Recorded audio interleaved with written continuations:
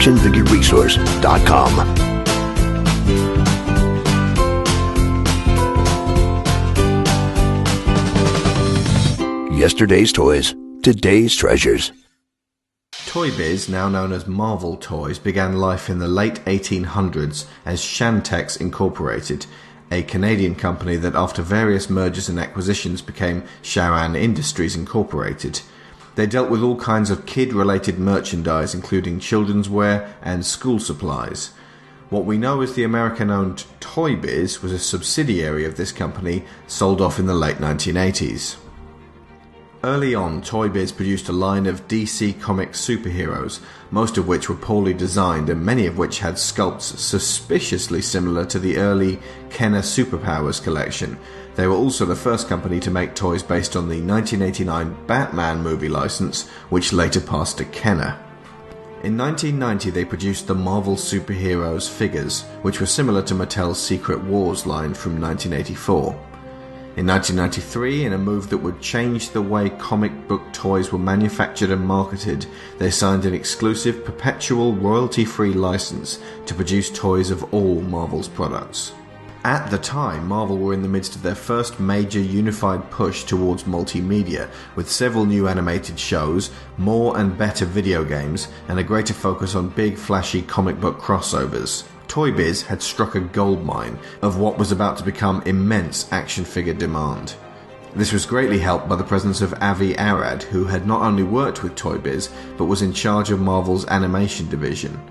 Arad would remain a key figure overseeing many of the earlier Marvel movie tie-in figure lines until 2006. In 1991, they released the first X-Men line based on their costume appearances in the late 80s. The later X-Men series tied in with that year's superstar artist Jim Lee's renderings of the all-new X-Men comic. A year later, and the X-Men cartoon was released, finally bringing non-comic fans a taste of adamantium. The next few years of Toy Biz figures either tied in with the multiple mutants in animated form, or more obscure ones appearing in the ever-expanding roster of X-Books. Spider-Man followed suit in 1994 and received a similar and just as popular figure line. Fantastic Four and Iron Man also got cartoons and figure lines that year, although less versatile and less popular than Marvel's two mainstays of Spidey and the X-Men. These were simple, colourful playthings aimed at 10-year-old boys with action features and posable joints. They were marketed cheaply and in bulk, focusing on the building of a giant collection of characters all in the same scale. There were lines of X-Force, Generation X and various characters from Wolverine, Cable, X-Factor and Excalibur. The lines were not without their long-term issues, however, issues that would plague the industry for years to come. Later series came at a higher price per figure, packaged with enormous plastic accessories that had little practical function or even play application, and rarely lent themselves to the authenticity of the comics. Examples of straight-out ludicrous vehicles like Wolverine's carnival motorcycle and Spider-Man's car were commonplace. These are practices that collectors who grew up in this period have become wary of. In 1996 and 1998 respectively, the Incredible Hulk and Silver Surfer got their shows and toys, but by this time Marvel themselves were in trouble. The bubble representing their sudden renewed interest in comics had burst, and there were too many books out there not making enough money. In 1992 they had lost 7 major artists who went off to form Image, instrumental in the 90s comic boom, and after the inevitable slump, Marvel filed for Chapter 11 bankruptcy in 1996. There were various legal issues at the time involving Ronald Perelman, owner of Andrews & Forbes, and Carl Icahn of Icahn Enterprises, grappling for complete control. In the end, Toy Biz owners Ike Perlmutter and Avi Arad retained control of Marvel, with the banks in their favour. It was thus Toy Biz that effectively saved Marvel at this time, merging with the Marvel Entertainment Group to become a division of the resultant Marvel Enterprises.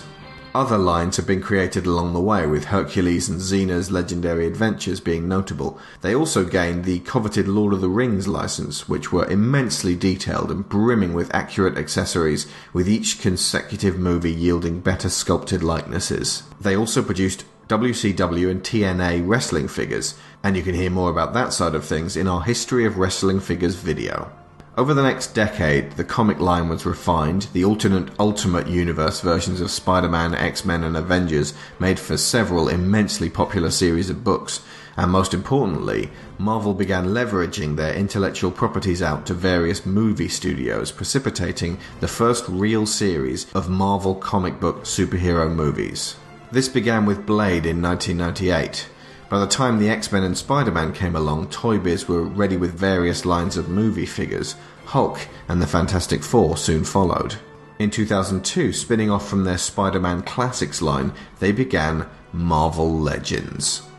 This was a masterstroke as it allowed Toy Biz to replicate their previously limitless cavalcade of Marvel characters from the iconic to the obscure.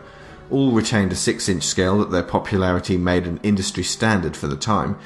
They came in clamshell packaging with lavish accessories and usually a comic reprint. These also tied in with the scale and detail of their movie lines, allowing lesser movie characters like Daredevil, Punisher, Elektra and Ghost Rider to get comic likenesses rendered. The Toy Biz Marvel Legends spanned 5 years and 15 series, plus 2-packs, gift sets and store exclusives, with over 109 unique figures adored by children, prized by collectors and fetching often crazy money on the secondary market. This was because often they were the best or only figures in this scale with this level of detail on some of the more cult favourites of the Marvel Universe, like Deadpool, Hawkeye, and Iron Man in his Hulkbuster armour. They also continued producing Spider-Man and X-Men figures in their own series to the same scale and detail.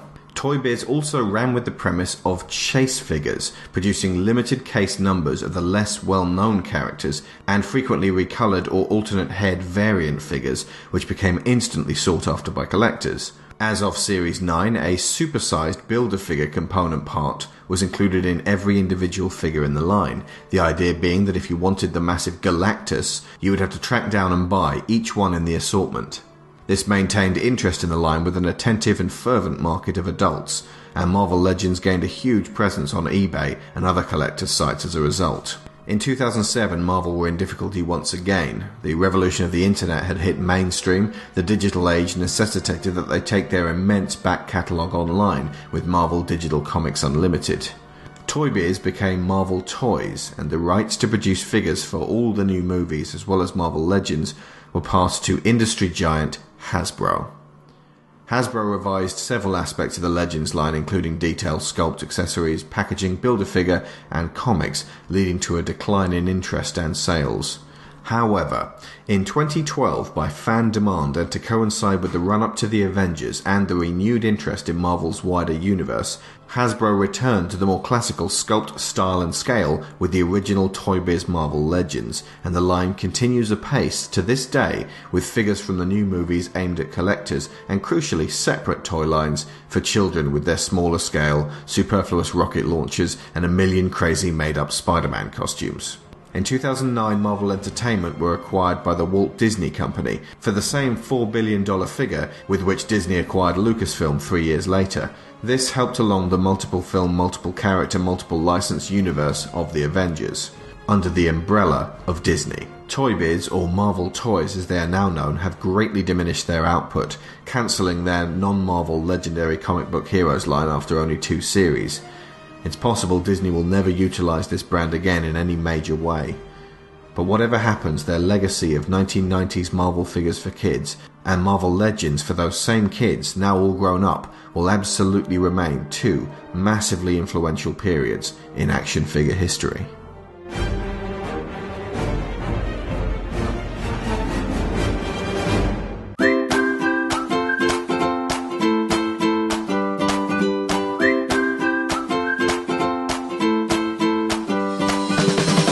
ActionFigureResource.com.